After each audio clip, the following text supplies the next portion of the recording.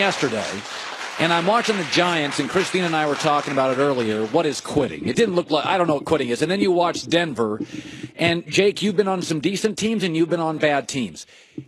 All of a sudden, you're 2-6. All of a sudden, were you ever on a team, and you don't even have to name names, college or pro, where you felt like in the middle of a game, the flag went up?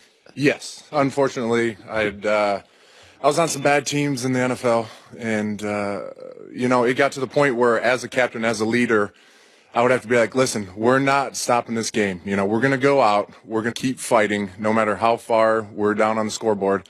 And because sometimes guys just cash it in, and, you got to fight against that when you're a bad team. Yeah. And, as a left tackle, obviously you're going to get blamed for it. But it's funny when you look around the league right now, you're an offensive guy. And the Rams have totally kind of reinvented themselves. I got nothing against Jeff Fisher. He was a defensive guy. It is more of an offensive league. Mm-hmm. Carson Wentz has an offensive coach. Dak has an offensive coach. Sean McVay, offensive coach. Kirk Cousins, offensive coach.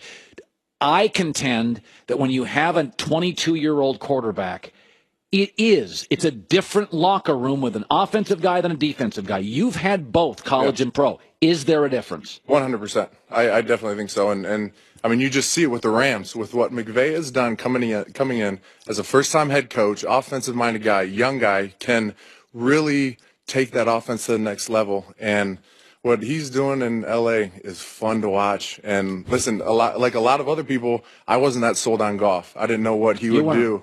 And watching him play and what he's doing in his second season, it's fun to watch. And they are just destroying teams and putting points up left and right. So what McVay is doing at every level he's been at, he's been able to get the best out of that offense, the best out of that quarterback.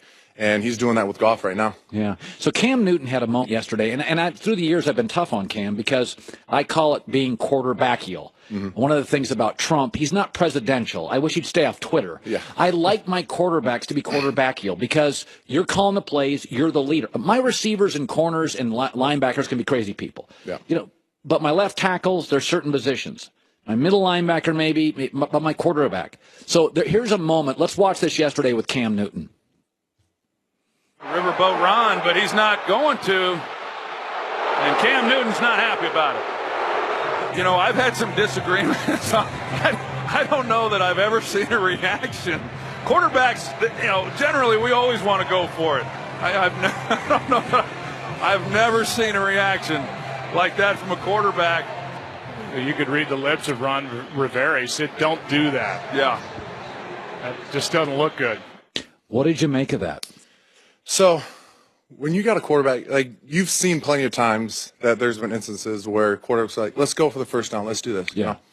I think that definitely crossed the line into, really disrespectful to the head coach. And, Cam is an energetic, flashy, just fun quarterback to watch. And sometimes he lets his emotions get the best of him. I think that was an instance where that happened. He only wants the best for that team and wants the best for that offense and to win games. So he puts his whole heart into it, but sometimes you can cross over that line, and I think he did that. Did you ever have a quarterback that you thought sometimes was too emotional?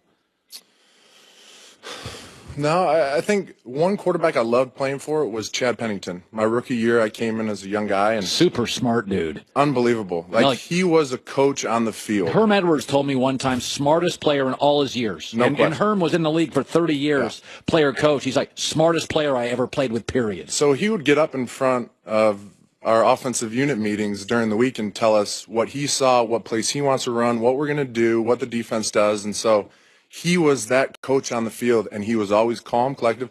But there was times on the sidelines where he would yell at us, he would yell at coaches, and he had that fire and that passion, but he never did it like out in the middle of the field where everybody could see. He would do it behind a closed door. And so I think you just got to keep your emotions in check. So we look at the NFL. It was a couple years ago, Jake. Everybody was saying, Jake Long joining us, that running backs are a dime a dozen. You can't draft one in the first round. Now I look around. Leonard Fournette's turned around the Jags. Todd Gurley, like the Rams running game now is, watch out, Ezekiel Elliott. Mm-hmm. I just saw the Eagles go out and get Jay Ajayi from Miami. He looks good. Mm-hmm. Do you think, Christian McCaffrey now for Carolina, do you think maybe we got so hot on throwing that we it's a cyclical league, that we sort of bailed on the running back? Like, go to your career. Yep. Were you ever on a great team couldn't run?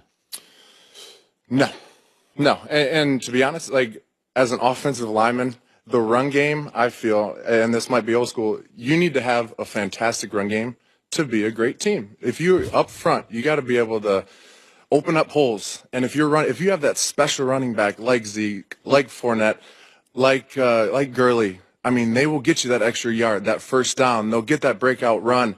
And I think it all sets up the run game. Then you can do play action. And then if you got a running back that can block, that's another guy that can protect the quarterback. So I think if you can get those special running backs, you go and do it. When you're an offensive lineman, is there a different feeling run blocking than pass blocking? Like, yes, there is. 100%. So what if I'm Von Miller, yeah, and you hold me to a sack? Does that feel as good as pancaking somebody?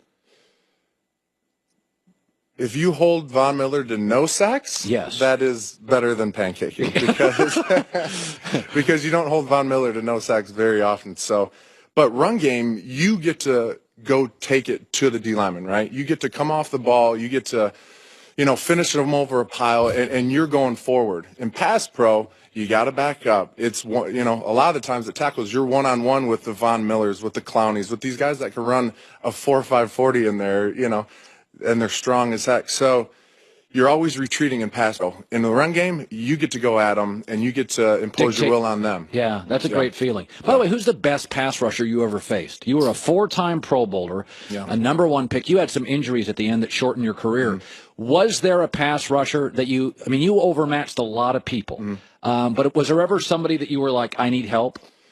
Well, 3 guys. So Freeney.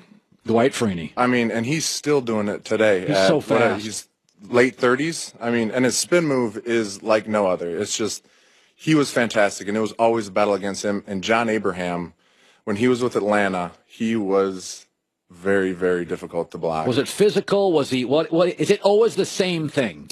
So with Freeney, he was shorter and just strong, so he could get up underneath you, and he had the quickness to take the edge. But then when you set underneath for the edge rush, he's going to spin on you. So then when you set low underneath him for the spin move, he's going to beat you around the edge. And then Abraham just had a great first step. He was fast off the ball even when he got older, and he was strong as heck. So, he could beat you around the edge, he could bull rush you. And then you got guys like DeMarcus Ware. I mean, he was just a freak of nature. He had the speed, the power. If you didn't get your hands on him right away and he could lock out your arms, you were done. So those 3 guys were 3 of the hardest guys I've blocked. Finally, you were at Michigan. I think you were a senior, or junior senior. Mm-hmm. And this may be painful, but you lost to Appalachian State. At the time, I'd never seen anything like it. Yeah. When you were playing that game as a 39-point favorite, what was the moment when you thought, we're at home and we could lose this? Did you know it early? Did you sense it?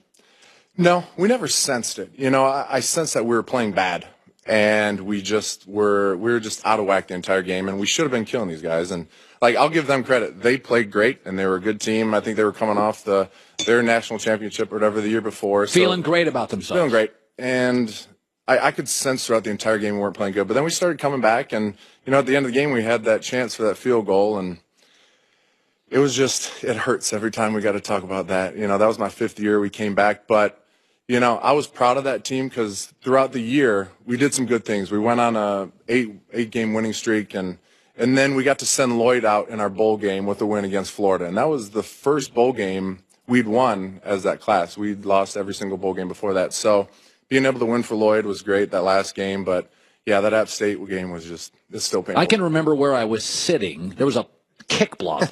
Yeah. I can remember it. And that happened during practice, too. That same exact, that same exact thing happened. The guy that was supposed to block, that guy that blocked it didn't and left the hole wide open. And that week of practice? Yeah, it happened during the week, and then it happened again in the game. God, that's awful. Yeah. Well, you bounced back from it. Yeah, we honestly, I was really proud of how that group bounced back, and then because the next game we lost to Oregon at home and just got embarrassed, and then we turned it around with Notre Dame and had a good year out of it. Jake, absolute pleasure meeting you. Thank you. Coming up next, it reared its head yesterday, and it's driving me crazy, and we'll talk about that next. Summer may be behind us, but sweat just won't quit. Fortunately, there's one company out there that's putting an end to sticky situations once and for all. That is Tommy John, the 21st century men's underwear brand that I wear. Ultralight, breathable fabrics, impossible to get a wedgie. They pioneer the time-saving horizontal quick draw fly. Game changer. All Tommy John underwear is backed by their best pair you'll ever wear, or its free guarantee. No adjustment needed. TommyJohn.com. Go right now and use the code HERD, H-E-R-D, for 20% off your first order. Code HERD, 20% off. TommyJohn.com. Ultralight, breathable fabric. I wear it to sleep. And I'm wearing it now. It's the Herd.